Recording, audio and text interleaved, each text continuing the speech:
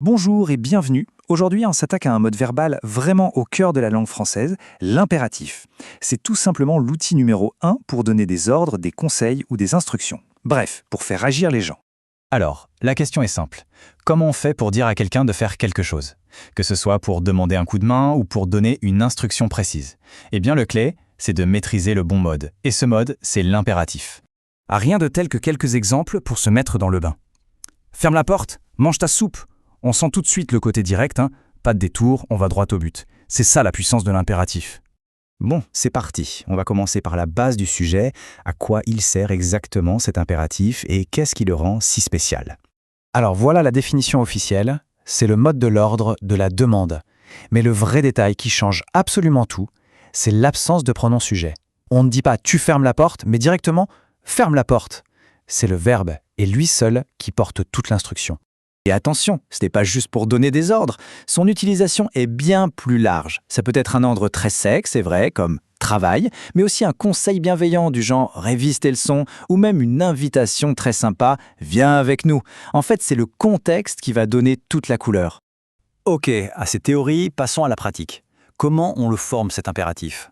Heureusement, il y a une recette de base, une sorte de formule magique très simple qui marche presque tout le temps. C'est une recette en 3 étapes super simple. Premièrement, on prend le verbe présent de l'indicatif. Deuxièmement, on ne garde que les formes qui correspondent à tu, nous et vous. Et enfin, l'étape la plus importante, hop, on fait disparaître le pronom. Tu prends devient prends. Facile, non? Bon, en tout cas, pour commencer. Ah, mais évidemment, ce serait trop beau sans une petite exception. Et la première, la plus importante à retenir, concerne le groupe de verbes le plus courant au français. Les verbes qui se terminent en ER.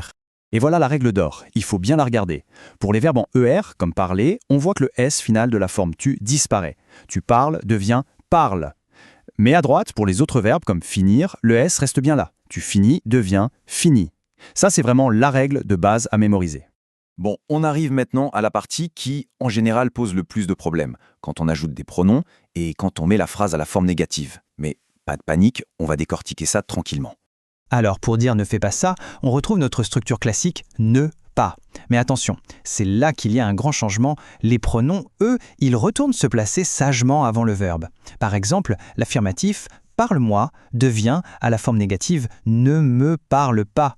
C'est un vrai retournement de situation pour le pronom.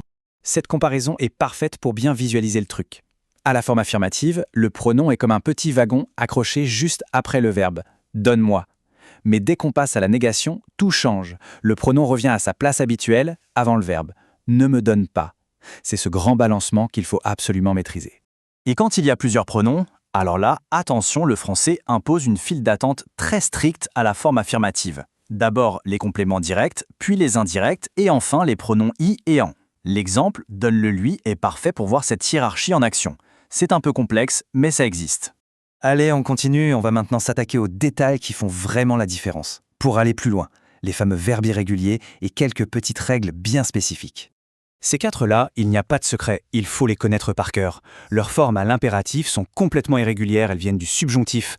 Sois sage, ayez confiance, sachez que. On les utilise tout le temps, donc pas le choix. Vous vous souvenez du ES qu'on avait enlevé pour les verbes en R? Eh bien, surprise, il revient. Mais seulement quand il est suivi des pronoms i ou en. La raison, c'est purement pour le son, pour que la liaison se fasse plus joliment à l'oral. Regardez bien la différence. On ne dit pas « vas-y », mais « vas-y ». On entend bien la liaison grâce à ce « s » qui réapparaît. C'est la même chose pour « mange de la soupe » qui devient « mangeant ». C'est un petit détail, mais à l'oral, ça change tout pour que ça sonne juste. Attention, encore une petite subtilité à connaître, un piège assez courant. Devant le pronom « en », les pronoms « moi » et « toi » se transforment en « me » et « te ». On ne dit donc pas « donne-moi en », mais bien « donne-m'en ». L'apostrophe vient remplacer le trait d'union. C'est un point à bien surveiller. Ouf, on a vu pas mal de choses. C'est le moment de faire une pause et de résumer les points essentiels, ce qu'il faut vraiment retenir de tout ça. Alors, si on devait tout résumer, primo, pas de sujet. Deuxio, pour les verbes en ER, on enlève le S de la forme tu, sauf exception. Et surtout, le point crucial, la place du pronom. Après le verbe si c'est un ordre positif et avant le verbe si c'est une interdiction. Si on a ça, plus les quelques irréguliers en tête, le plus dur est vraiment fait. Et ce n'est pas juste une impression. Toutes les sources le confirment. La plus grande difficulté de l'impératif, ce n'est pas tant la conjugaison, mais plutôt le placement des pronoms. C'est vraiment là que se trouve le cœur du défi. Pour finir, un tout petit exercice pour appliquer ce qu'on vient de voir. Comment on transformerait cette instruction en un ordre direct et poli à l'impératif? Je laisse un petit instant pour y réfléchir. Après tout, c'est en pratiquant qu'on devient meilleur.